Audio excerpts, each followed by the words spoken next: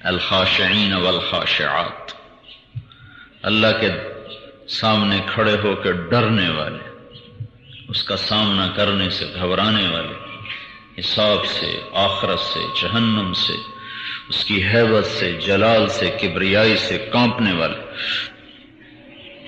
الخاشعین حضرت عمر 22 لاکھ مربع میل میں اسلام پھیلایا، نماز میں کافر کے ہاتھوں خنجر کھایا، اسی میں شہادت ہوئی، اور موت کے وقت کہہ رہے تھے یا اللہ اگر تو نے عمر کو معاف نہ کیا تو عمر ہلاک ہو جائے گا، یا اللہ تو نے عمر کو معاف نہ کیا تو عمر ہلاک ہو جائے گا۔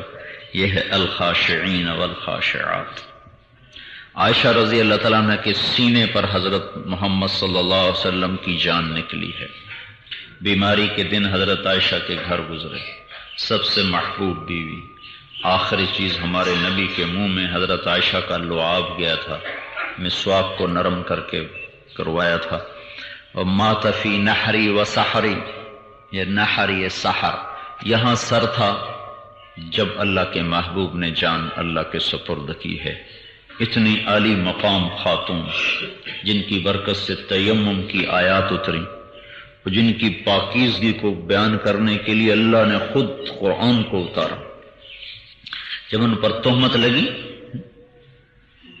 گناہ کی تہمت، عبداللہ بن ابی نے ساری خبر اڑا دی اور چاروں طرف فضا خراب ہو گئی، وہ اتنی خراب ہو گئی کہ سارا مدینہ بھڑک اٹھا آگ سے، اور حضرت عائشہ 3 دن گزر گئے، آنسو رکتا ہی نہیں،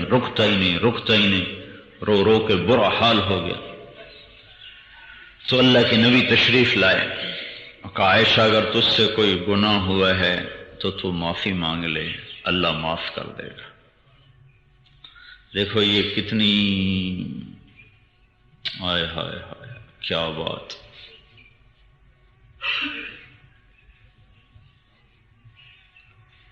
اسلامی معاشرت کتنے خوبصورت۔ اللہ کا نبی اپنی سب سے محبوب بیوی سے یوں کہہ رہا ہے، اگر تجھ سے کوئی گناہ ہو گیا ہے تو توبہ کر لے، اللہ معاف کر دے گا۔ تلوار اٹھا کے سر نہیں قلم کیا۔ عبداللہ بن ابی نے تہمت لگا دی تھی صفوان بن معطل کے ساتھ، نعوذ باللہ، زبان پہ لاتے ہوئے شرم آتی۔ تو اتنی فضا بن گئی کہ ہمارے نبی بھی کہنے لگے عائشہ اگر کوئی گناہ ہے تو معافی مانگ لے، اللہ معاف کر دے۔ تو میں ایک دفعہ اس سرحد کے ایک علاقے میں آیا تھا، تو وہاں کے ایک بڑے عالم مجھ سے کہنے لگے یہاں عورتیں بہت قتل ہوتی ہیں۔ میں پوچھا کیوں قتل ہوتی ہیں؟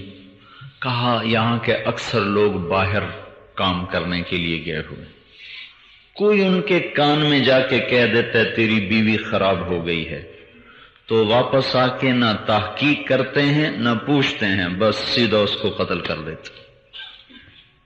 ایسے بدبخت ہیں کہ دنیا بھی برباد کرتے ہیں، آخرت بھی برباد کرتے ہیں۔ ہائے ہائے، اسلامی معاشرت ہے ہی نہیں تو سمجھے کون، سمجھائے کون؟ اللہ تعالی عنہ سے اللہ کا محبوب کہہ رہا ہے کہ اگر تجھ سے یہ گناہ ہو گیا ہے تو توبہ کر لے، اللہ معاف کر دے گا۔ یہ نہیں کہا کہ میں نے تمہیں طلاق دے دی تو چلی جا، یہ تلوار لاؤ اس کا سر اڑا دو۔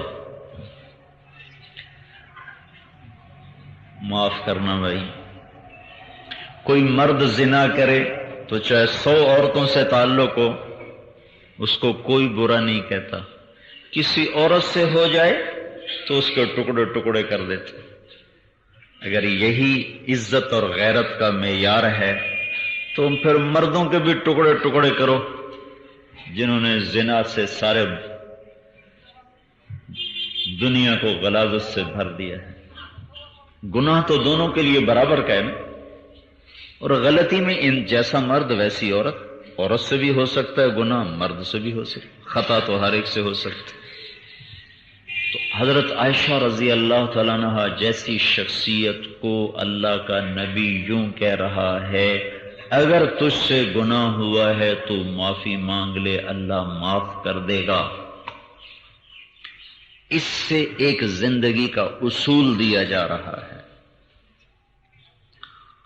مجھے تو یہ بھی ڈر لگ رہا ہے کہ پتہ نہیں تم میرے اوپر ہی نہ چڑھائی کر دو، میں اپنی بات پتہ نہیں سمجھا سکا ہوں کہ نہیں سمجھا سکا۔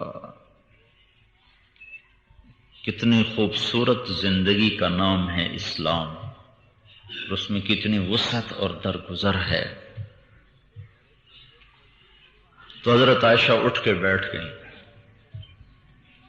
اپنی ماں سے کہا جواب دو اللہ کے نبی کو۔ وہ کہنے لگی میں کیا جواب دوں؟ پھر حضرت ابو بکر سے کہا آپ جواب دیں اللہ کے نبی کو۔ وہ کہنے لگے میں کیا جواب دوں؟ تو حضرت عائشہ کہنے لگی میرے آنسو ایک دم ختم ہو گئے۔ تو میں نے کہا میں جھوٹ بولوں تو تم سارے مجھے سچا کہو گے، اگر میں یہ کہوں کہ میں نے گناہ کیا ہے تو تم سارے کہو گے میں ٹھیک کہہ رہی ہوں، اور اگر میں کہوں میں نے نہیں کیا تو تم میں سے کوئی بھی میری بات ماننے والا کوئی نہیں ہے۔ تو میں اپنا سارا غم اپنے اللہ کو سناتی ہوں، اور میں وہی کہتی ہوں جو یوسف کے باپ آتی ہیں، مجھے غم کی وجہ سے یعقوب علیہ السلام کا نام بھول گیا۔ تو میں نے کہا اقول کما قال ابو یوسف انما اشکو بثی وحزنی الی اللہ۔ اے میرا رب، میرے سارے غم تو تیری سامنے کہ میں تمہیں کچھ نہیں کہتی، میں بس اللہ سے کہتی۔ وہ فرماتے ہیں میں نے یہ کہا تھا کہ اللہ کے نبی پہ وحی آ گئی، تو وحی کو دیکھ کر ابو بکر اور ام رومان ماں جو تھی کہ دونوں ایسے کانپنے لگے، دونوں کا رنگ پیلا ہو گیا، فق اتنی فضا بن گئی تھی کہ ماں باپ کو بھی شک پڑا ہوا تھا۔ تو کہنے لگے ان کو یہ ڈر لگا کہ اب پتہ نہیں وحی کیا آئے گی اور ابو بکر کے گھر کی عزت برباد ہو جائے گی۔ وہ کہنے لگے میں تو مطمئن تھی، مجھے تو پتا تھا کہ اللہ نے مجھے صاف رکھا ہے، لیکن مجھے یہ خیال نہیں تھا کہ قرآن ہی آ جائے گا، مجھے خیال تھا کہ جبریل آ کے کہہ دے گا کہ نہیں نہیں بس یہ سارا قصہ غلط، یہ اللہ خواب دکھا دے۔ وہ تو جب آپ نے آنکھیں کھولی تو کہا عائشہ تجھے بشارت ہو، اللہ نے تجھے پاک قرار دے دیا ہے۔ اور سورۃ نور کی یہ آیات ہیں ان الذین جاءوا بالافک عصبۃ منکم لا تحسبوه شرا لکم بل هو خیر لکم لکل امرئ منهم ما اکتسب من الاثم سے لے کر آخر تک یہ آیات اتری۔ تو حضرت ام رومان نے کہا اٹھ اللہ کے نبی کا شکر ادا کر۔ انہوں نے کہا نہیں میں ان کا شکر ادا نہیں کروں گی، میں اللہ کا شکر ادا کروں گی جس نے آسمانوں سے میرے لیے گواہی دی۔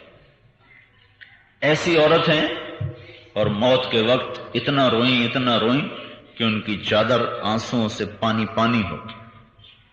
اور حضرت عبداللہ بن عباس نے آنے کی اجازت مانگی تو جنگ جمل کے بعد ملتے نہیں تھے شرم کی وجہ سے، لیکن جب دنیا سے جانے کا وقت آیا تو رہ نہ سکے،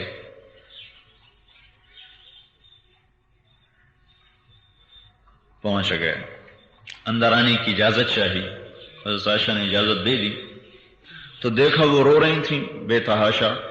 تو عبداللہ بن عباس نے کہا اماں جان کیوں روتی ہو؟ اللہ کی قسم آپ کے اور حضور کی ملاقات میں بس اتنی دیر ہے جتنا روح کو جسم سے نکلنے میں دیر ہے۔ آپ اللہ کے محبوب کی سب سے محبوب بیوی ہو، آپ کی برکت سے تیمم ملا، آپ کی پاکی کو آسمان سے اللہ نے بیان کیا۔ کہنے لگے عبداللہ چپ ہو جا، مجھے دھوکہ نہ دے، کاش میں پیدا ہی نہ ہوئی ہوتی۔ الخاشعین والخاشعین